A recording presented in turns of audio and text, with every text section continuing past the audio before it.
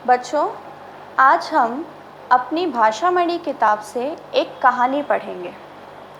कहानी का नाम बताने से पहले मैं आप लोगों से कुछ बात करना चाहती हूँ और कुछ प्रश्न भी पूछना चाहती हूँ। अच्छा, जैसे मान लीजिए हम लोग कहीं किसी अपनी बहुत मनपसंद जगह घूमने गए, ठीक है। हम घूमने गए अपने माता पिता के साथ, अपने भाई बहनों के साथ घूमने गए। वहाँ पे हमने खूब मज़ा किया, खूब अच्छी अच्छी चीज़ें खाई, ठीक है। अब जब इतना घूम लेते हैं तो क्या होता है कि बहुत हम लोग को थकान लगने लगती है और हम चाहते हैं कि हम वापस घर आ जाएं। अब बहुत घूम लिया, अब अपने घर चलते हैं। और घर आते ही कैसा लगता है बच्चों? घर आते ही लगता है कि हमारी सारी थकान दूर हो गई। हम घर में घुसते ही हैं और हमें लगता है कि अब तो सारी थकान दूर हो गई। यानी कि जिस जगह हम घूम के आए, जिस अपनी मनपसंद जगह हम घूम के आए, उससे भी ज़्यादा हमें आराम कहाँ मिला? उससे भी ज़्यादा आराम हमें अपने घर में मिला। तो घर हमारी सबसे प्रिय जगह होती है, जहाँ पे आते ही हमें अपनी सारी परेशानियाँ, सारी थकान दूर होती नज़र आती है ना? यही होता है ना? और हम अपनी इस प्रिय जगह को, यानी कि अपने इस घर को हमेशा साफ़ सुथरा रखते हैं। हम खुद अपने घर की खूब सफाई करते हैं। हमेशा कभी ऐसा नहीं होता कि हम अपने घर को गंदा रख दें। हम उसकी खुद सफाई करते हैं, हमारे माता पिता हमारे घर की सफाई करते हैं, या कभी कभी हम किसी और व्यक्ति की भी सहायता ले लेते हैं अपने घर को साफ़ रखने के लिए। लेकिन हम हर रोज़ अपने घर की सफाई करते हैं ना? तो बच्चों, सोचो, अगर कभी ऐसा हो कि हम अपने घर की सफाई ना करें, 2-3 दिन 4 दिन बीत जाए और हम अपने घर को साफ़ ना करें, जो चीज़ जैसे रखी है वो वैसे ही रखी रहे। जहाँ पे हम खाना खा रहे हैं वहीं पे हम छिलका भी फेंक दे रहे हैं। अगर हम फल खा रहे हैं, सब्जियां खा रहे हैं, तो उसके छिलके भी हम वहीं पे फेंक दें और इस तरह से घर को साफ़ सुथरा ना रखें तो घर कैसा हो जाएगा? एकदम गंदा हो जाएगा। तब क्या आपका मन करेगा कि घर चलें? अगर आप बाहर हो और आप सोचो कि घर चलें और आपको याद आए कि घर में तो इतनी गंदगी है, हमने साफ़ भी नहीं किया, तब क्या आपका मन करेगा कि घर चलें? नहीं करेगा। इसीलिए हम हमेशा अपने घरों को साफ़ रखते हैं, क्योंकि वो हमारी सबसे प्रिय जगह है। अब दूसरी बात, हमारा घर जिस जगह में है, यानी कि जिन गलियों में है हमारा घर, उसको बोलते हैं मोहल्ला, ठीक है। हिंदी में बोलते हैं मोहल्ला। तो जो मोहल्ला है, यानी कि अगर आप बाहर से अपने घर आ रहे हो तो आप सीधे अपने घर में तो घुसते नहीं हो, आप किसी गली से होते हुए अपने घर में जाते हो। तो जिस गली में हमारा घर होता है, उन गलियों को या उस गली को हम बोलते हैं मोहल्ला। ये मेरा मोहल्ला है, इस मोहल्ले में मेरा घर है, ठीक है। तो अगर हम अपने घर को साफ़ रखते हैं तो जिस मोहल्ले में मेरा घर है, क्या उसको साफ़ रखना हमारी जिम्मेदारी नहीं बनती? ऐसा तो नहीं है कि हम बाहर से आएंगे और सीधे अपने घर में घुस जाएंगे, हमें मोहल्ले में जाना ही नहीं पड़ेगा, हमें उस गली में जाना ही नहीं पड़ेगा। ऐसा तो नहीं है। वो गली चाहे जैसी भी हो, गंदी हो चाहे जैसी हो, हमें कोई फ़र्क नहीं पड़ता। हमने अपने घर का गेट बंद कर लिया, अब बाहर गंदा है साफ़ है, वो हमारे घर में तो नहीं आ रहा, तो हमको उससे क्या फ़र्क पड़ता है? क्या हमें ऐसा सोचना चाहिए? नहीं। देखो बच्चों, ये बात सही है कि अगर हम अपने घर का दरवाज़ा बंद कर लें तो जो मोहल्ले की गंदगी है वो हमें नहीं दिखेगी, लेकिन वो किसी ना किसी रूप में हम तक ज़रूर पहुंचती है। अब इस कहानी के ज़रिए हम पढ़ेंगे कि जो मोहल्ले की गंदगी है वो हमारे घर तक, हम तक किस तरह पहुंचती है और वो हमें कैसे नुकसान पहुंचाती है। तो आज की हमारी कहानी का नाम है स्वच्छता से स्वास्थ्य। स्वच्छता से स्वास्थ्य। स्वच्छता मतलब हो गई साफ सफाई और स्वास्थ्य हो गया सेहत। तो कैसे साफ सफाई हमारी सेहत को प्रभावित करती है, वही हम इस कहानी के ज़रिए आज जानेंगे। तो आइए शुरू करते हैं। बच्चों, पाठ 5 पेज नंबर 36 यानी कि 36, स्वच्छता से स्वास्थ्य, ये है हमारी कहानी का नाम। ये कहानी पढ़ते हैं, देखते हैं इस कहानी में क्या हुआ और हमें इससे क्या सीखने को मिलता है। शुरू करने से पहले हर बार की तरह पेंसिल को हाथ में रखिएगा। प्रत्येक व्यक्ति यदि सफाई का ध्यान रखे तो अच्छा स्वास्थ्य पा सकता है। पाठ पढ़कर स्वच्छता और स्वास्थ्य का संबंध जानिए। यानी कि प्रत्येक व्यक्ति, हर एक इंसान अगर सफाई का ध्यान रखे तो उसकी सेहत अच्छी हो सकती है। तो आइए जानते हैं इस पाठ को पढ़ के कि कैसे सफाई और सेहत आपस में संबंध रखती है। केतन और जतिन बहुत अच्छे मित्र थे। दोनों एक ही कक्षा में पढ़ते थे। परीक्षा सिर पर थी। उन्हीं दिनों केतन बीमार पड़ गया और पूरे सप्ताह विद्यालय नहीं जा सका।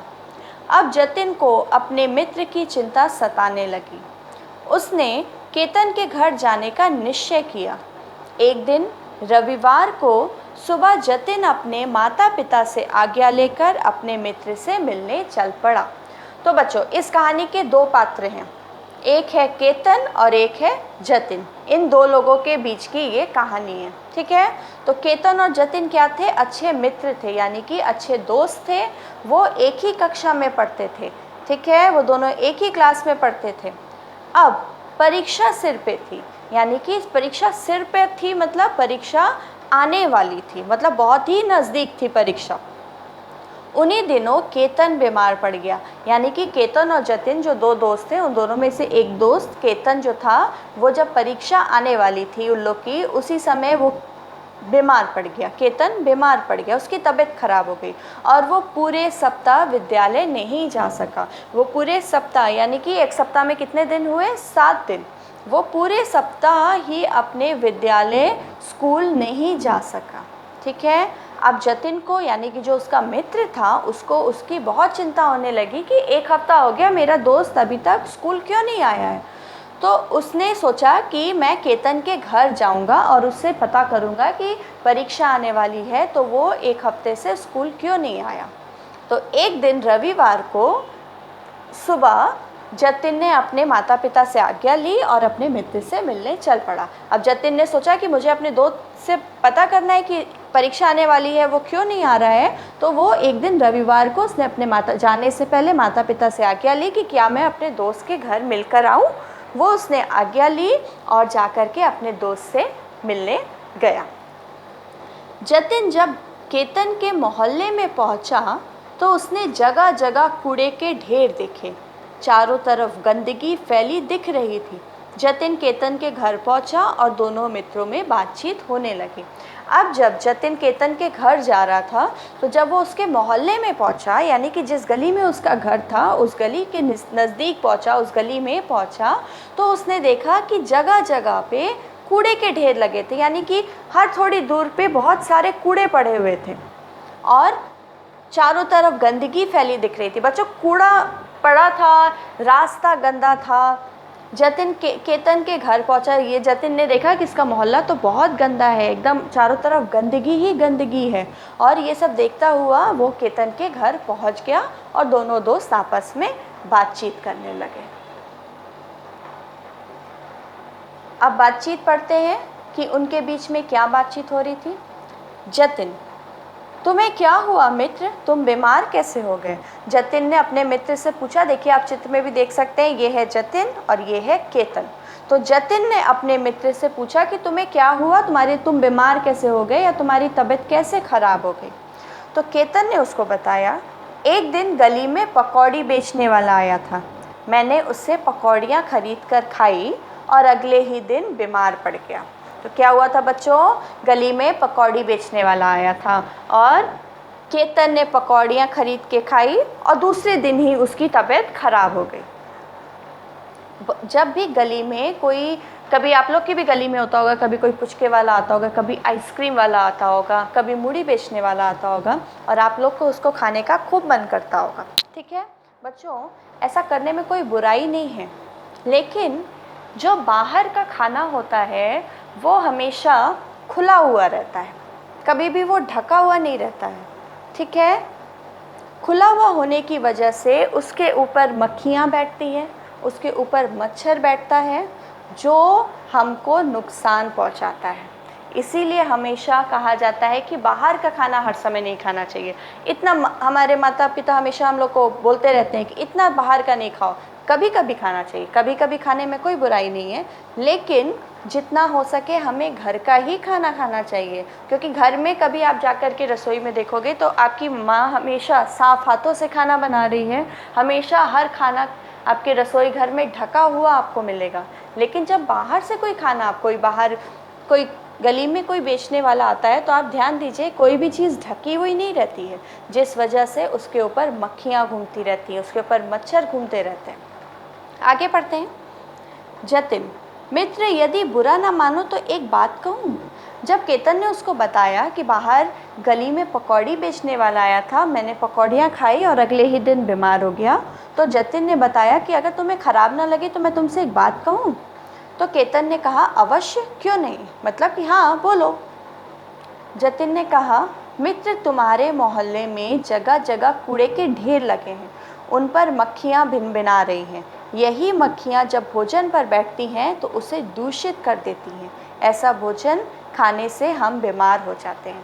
देखो, जतिन ने उसे बताया कि तुम्हारा जो मोहल्ला है वो उस जगह में, उस मोहल्ले में हर जगह कूड़े का ढेर लगा हुआ है, और जहाँ भी कूड़ा होता है वहाँ पे क्या होती है, मक्खियाँ होती हैं और मच्छर होते हैं।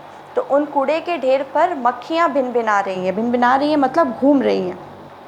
और यही मक्खियाँ क्या होता है, कभी घर के अंदर हमारे घुसती है, या जो भोजन, अगर हमारा घर बंद है तो मक्खियाँ घर में नहीं घुसती हैं, लेकिन जो बाहर भोजन हम खाते हैं, बाहर से ख़रीद के खाते हैं, वो तो खुला हुआ भोजन है, ठीक है। और वो जो मक्खियाँ जो अभी कूड़े पे बैठी थी, वो कूड़े पर से उठ कर के हम उस भोजन पर बैठ जाती हैं, और जो उनके शरीर पे कूड़े की गंदगी लगी रहती है वो उस भोजन पे लग जाती है जो खुला हुआ रहता है, और फिर वही भोजन हम खा लेते हैं तो गंदगी हमारे शरीर में पहुंच जाती है।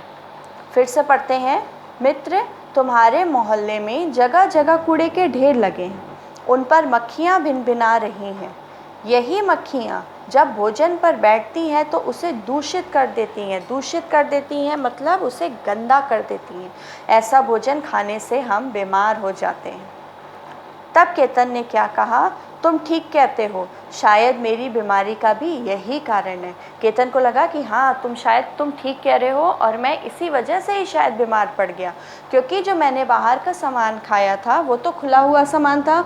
हमारे घर मोहल्ले में चारों तरफ गंदगी है, वहाँ पे मक्खी होगी, वो मक्खी उस खाने के ऊपर बैठी होगी, और वही खाना मैंने खरीद के खा लिया। बाहर की गंदगी मेरे शरीर के अंदर पहुँच गई और मैं बीमार हो गया। तब जतिन ने कहा, मित्र हमें अपने घर की तरह ही उसके आसपास भी सफाई का पूरा ध्यान रखना चाहिए। देखो बच्चों, जो कहानी शुरू करने से पहले हमने बात की थी वही बात इसमें है कि जिस तरह हम अपने घर की सफाई का ध्यान रखते हैं, हर रोज़ घर को साफ़ करते हैं, उसी तरह हमें इस बात का भी ध्यान रखना चाहिए कि जो हमारे घर के आसपास की जगह है वो भी पूरी तरह से साफ़ हो।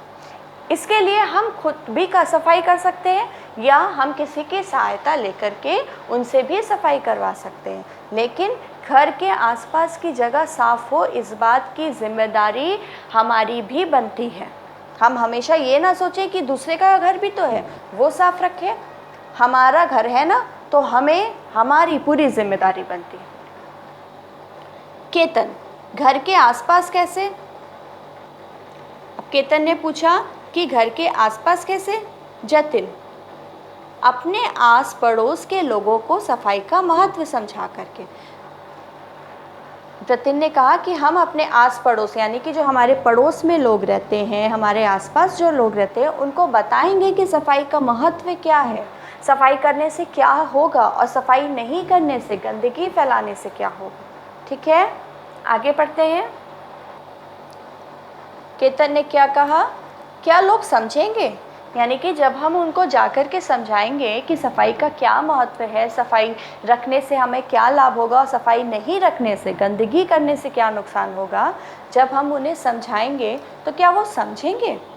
तब जतिन ने कहा, क्यों नहीं समझेंगे, अगले रविवार मैं अपने सभी मित्रों को यहाँ ले आऊँगा। हम सब मिलकर घर घर जाकर लोगों को समझाएंगे। क्या समझाएंगे? कि कोई भी यहाँ वहाँ कूड़ा ना फेंके, कूड़ा कूड़ेदान में डालें, कूड़ेदान को ढककर रखें, सरकार द्वारा बनाए गए कूड़ा घरों का उपयोग करें। बच्चों, अब हम अपने मोहल्ले को कैसे साफ रख सकते हैं? सबसे ज़रूरी चीज़ है, मोहल्ले में जो गंदगी है या वो गंदगी कोई ना कोई तो ला करके वहाँ पे फेंकता है, तभी तो वो गंदा होती है। ऐसा तो है नहीं कि वो ज़मीन से पैदा हो रही है, नहीं, कोई ना कोई ला जा करके वहाँ पे गंदा फेंक देता है। सबसे पहला काम तो हमें यही करना है कि हमें गंदगी गलियों में, अपने मोहल्लों में नहीं फेंकनी है। कहाँ फेंकनी है?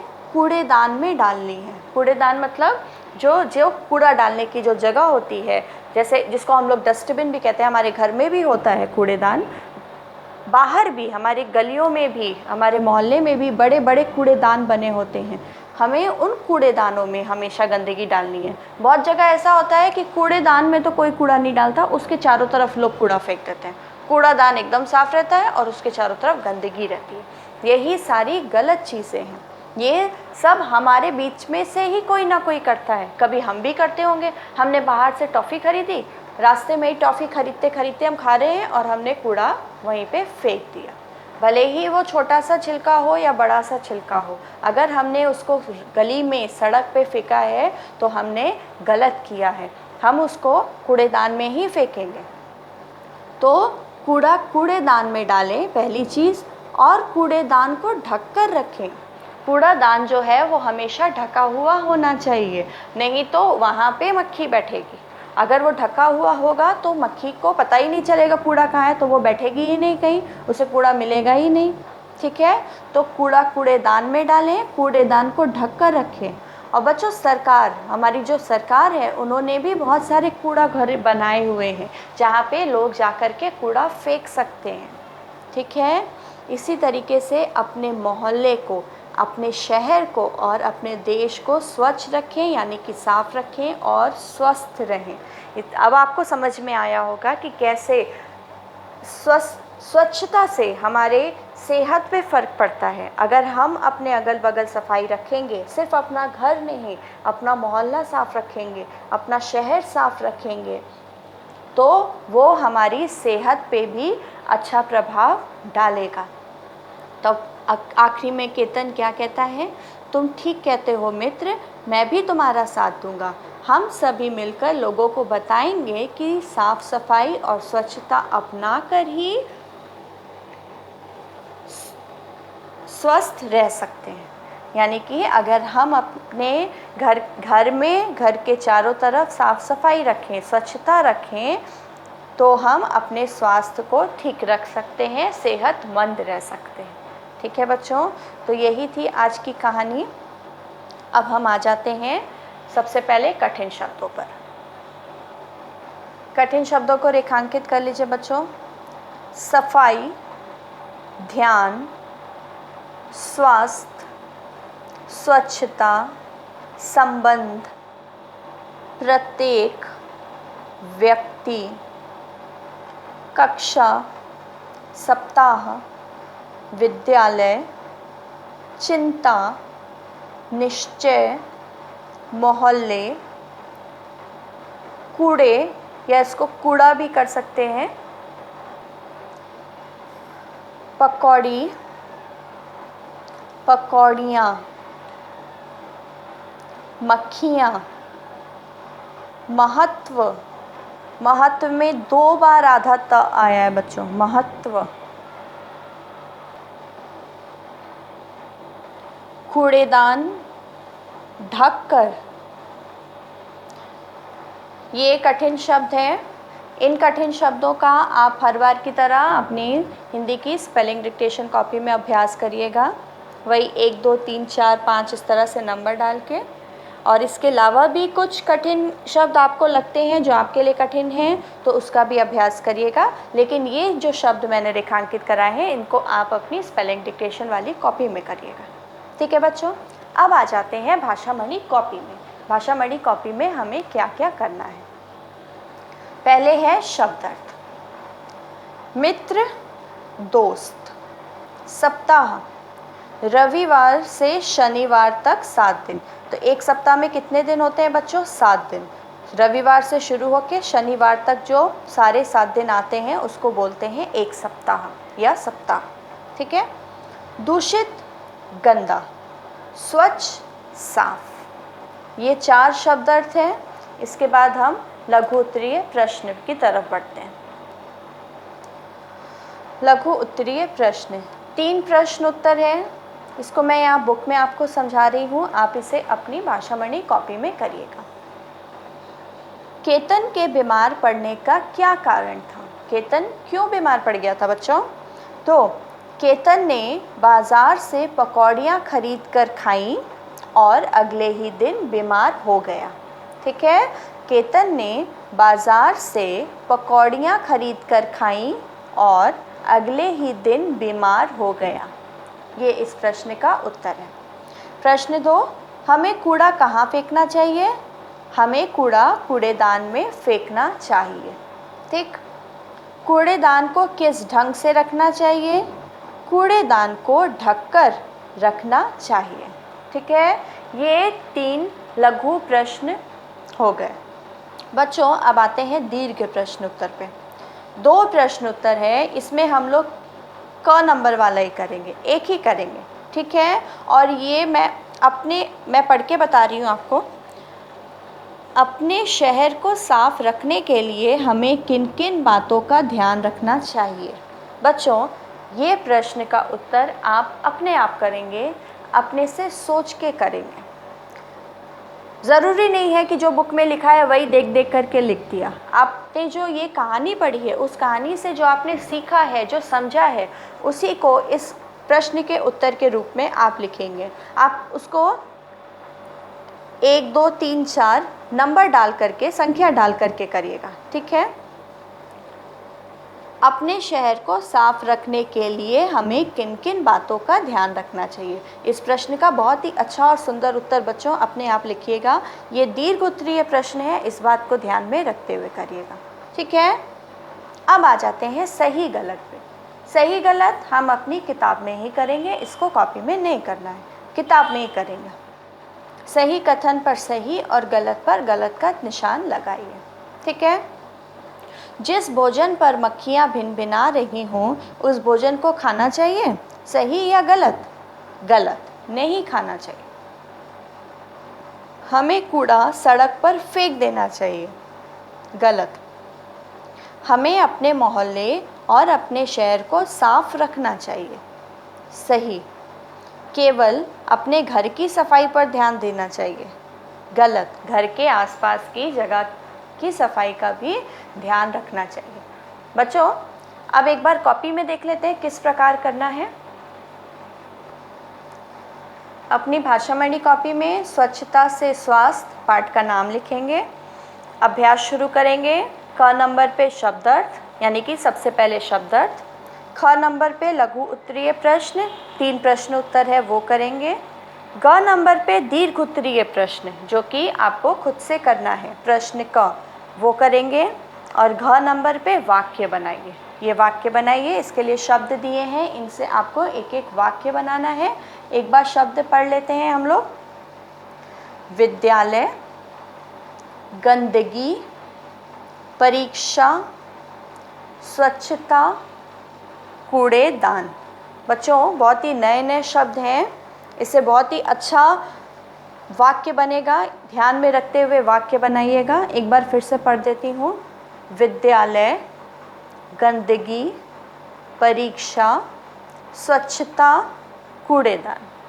बस इसके बाद फिनिशिंग लाइन दे करके अपना पाठ यहीं पे ख़त्म कर देंगे। Good day.